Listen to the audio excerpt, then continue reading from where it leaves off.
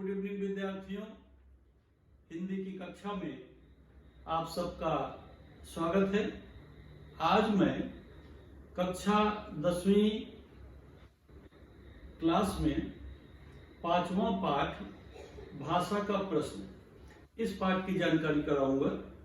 भाषा का पाठ जो है भाषा का प्रश्न या पूरक पठन लेख है। इस पाठ की लेखिका श्रीमती महादेवी वर्मा जी। महादेवी वर्मा बड़ा चर्चित नाम है। छायावाद की चौथी और आखिरी कवयित्री हैं।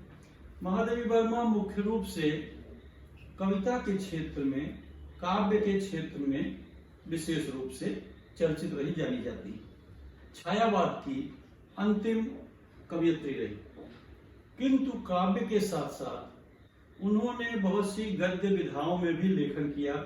कहानी, संस्मरण, रेखा चित्र जैसी अनेक आधुनिक गद्य विधाओं में भी महादेवी वर्मा जी ने लेखन कार्य किया। यहाँ पर उनके द्वारा लिखित या भाषा का प्रश्न एक पूरक पठन लेख है। आज हम इसी की चर्चा करेंगे विद्यार्थियों, और इसी की जानकारी हमको करनी है। पूरक पठन विभाग में से अब 8 अंकों का प्रश्न है।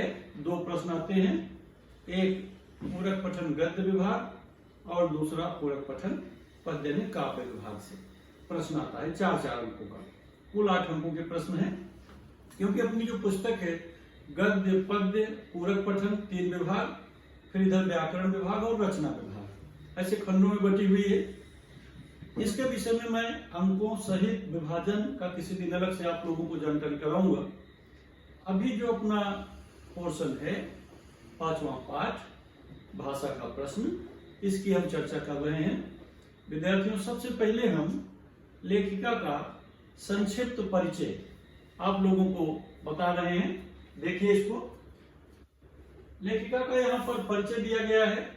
महादेवी वर्मा का जन्म 1907 ईस्वी फर्रुखाबाद उत्तर प्रदेश में हुआ और उनकी मृत्यु 1987 में इलाहाबाद उत्तर प्रदेश में हुई। इस तरह से आप देख रहे हैं 7 से 87, लगभग समझो 80 वर्ष के आसपास का उनका दीर्घजीवी जीवन रहा।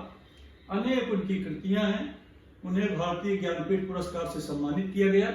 यहाँ पर उनका संक्षिप्त परिचय दिया गया है। देखिए आप, महादेवी वर्मा जी छायावादी कवियों में प्रमुख स्थान रखती हैं। आपकी रचनाओं में पीड़ा, दर्द, रहस्यवाद, प्रकृति चित्रण, यत्र तत्र सर्वत्र दिखाई पड़ते हैं। यत्र तत्र सर्वत्र माने यहाँ वहां और हर जगह दिखते हैं। आपने गद्य पद्य दोनों विधाओं में समर्थ लेखन कार्य किया है। बहुत सी उनकी कृतियां हैं। यहाँ पर आप कृतियों का नाम पुस्तक से पढ़िए। यहाँ पर जिस गद्य विधा की चर्चा की जा रही है पूरक विभाग में, उसका प्रश्न देखिए। प्रस्तुत भाषण में लेखिका ने भाषा के महत्व को स्थापित करते हुए इसे आलोक की दीपशिखा बताया है। दीपशिखा, रोशनी देने वाली, प्रकाश की किरण। भाषा के अभाव में विकास के सारे मार्ग अवरुद्ध हो जाते हैं। भाषा के माध्यम से ही व्यवहारिक जीवन का लेन देन सहज एवं सुकर बन पाता है। महादेवी जी का मानना है कि विविध भाषाओं ने अपने देश को समृद्धशाली बनाने में महत्वपूर्ण योगदान दिया है। इस तरह से महादेवी वर्मा जी ने भाषा के महत्व पर प्रकाश डाला है। विद्यार्थियों, भाषा क्या है?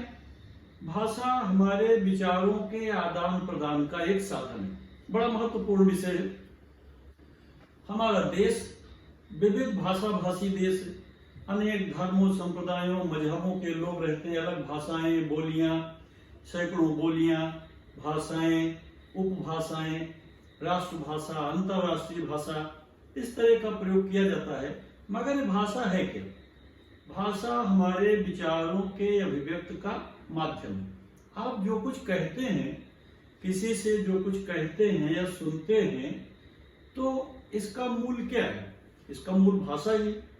जो व्यक्ति भाषा के विहीन है, भाषा विहीन है, अगर उसके पास कोई भाषा नहीं है, तो वह अपने हृदय के उद्गार को, हृदय के भावों को कैसे प्रकट कर सकता है? असंभव हो जाएगा, उसका जीना मुश्किल हो जाएगा। इसके लिए भाषा बहुत महत्वपूर्ण विषय है। भाषा दो व्यक्तियों को जोड़ने का काम करती है। आप अपने किसी प्रियजन से, सगे संबंधी से, दोस्त मित्र से कुछ कहना चाहते हो या उसकी बातें सुनना समझना चाहते हो, तो इसका माध्यम क्या है? इसका माध्यम भाषा ही है ना। यहाँ तक कि आप गुस्से में आकर लड़ते झगड़ते हो, किसी को गालियां देते हो, तो उसका भी माध्यम क्या है? उसका माध्यम भी भाषा ही है ना। भाषा के द्वारा ही, शब्दों के द्वारा ही आप अपने विचारों को प्रकट करते हो। एक कवि ने कहा, शब्द शब्द सबही कहे, शब्द के हाथ न पांव। शब्द शब्द सबही कहे, शब्द के हाथ न पांव। एक शब्द औषधि करे, एक शब्द करे घाव। आप किसी को मीठी बातें बोलते हो तो औषधि का काम करता है। किसी को आप कड़वी बाणी, कर्कश आवाज बोलते हो तो घाव करता है। शब्द का प्रयोग, शब्द भाषा का रूप है। इसीलिए भाषा की महत्ता हमारे जीवन में हर समय विद्यमान है।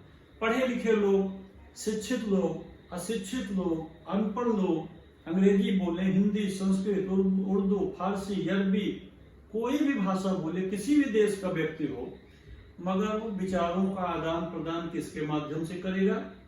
भाषा के माध्यम से करेगा। एकमात्र भाषा ही उसका साधन है। इसके लिए हमें भाषा का, शब्दों का बड़े सोच समझ करके, समझ बूझ करके उसका प्रयोग करना चाहिए। अनावश्यक शब्दों का प्रयोग नहीं करना चाहिए, बचना चाहिए उससे।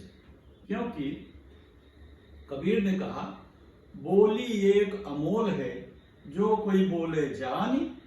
हिये तराजू तौलिए, तब मुख बाहर आन। यानी पहले हृदय रूपी तराजू पर उसे तौलिए, वजन करिए कि आप क्या बोलने जा रहे हैं। जो बोलेंगे उसको सुनकर सामने वाले के ऊपर क्या असर होगा, फिर अपने मुख द्वार से उसे बाहर निकालिए।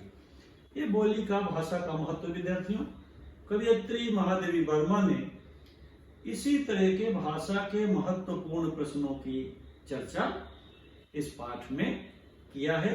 पूरक पठन में यहाँ पर हम देखेंगे कि पाठ की शुरुआत में भाषा का जो प्रश्न है, यहाँ पर आप देख रहे हैं कि सीधे कोई अलग से प्रश्न नहीं दिया गया है, सीधे भाषा की चर्चा की गई है। तो भाषा की महत्ता मैंने बताया, भाषा के महत्व पर मैंने कुछ प्रकाश डाला। भाषा किस तरह की हो, लोगों को कैसे जोड़ने की काम करती है। भाषा एक समझो सेतु का काम करती है, सेतु, पुल, ब्रिज। जैसे आप नदी पार करना है तो पुल पर चढ़ जाते हैं, इस पार से उस पार निकल जाते हैं, दो किनारों से निकल जाते हैं। इसी तरह भाषा दो मनुष्यों को, दो लोगों को, दो प्रांतों को, या इस तरह के विविध आयामों को जोड़ने का माध्यम है, जोड़ने का काम करती है विद्यार्थियों। इसकी चर्चा हम और अधिक विस्तार से अगले वीडियो में करेंगे। धन्यवाद।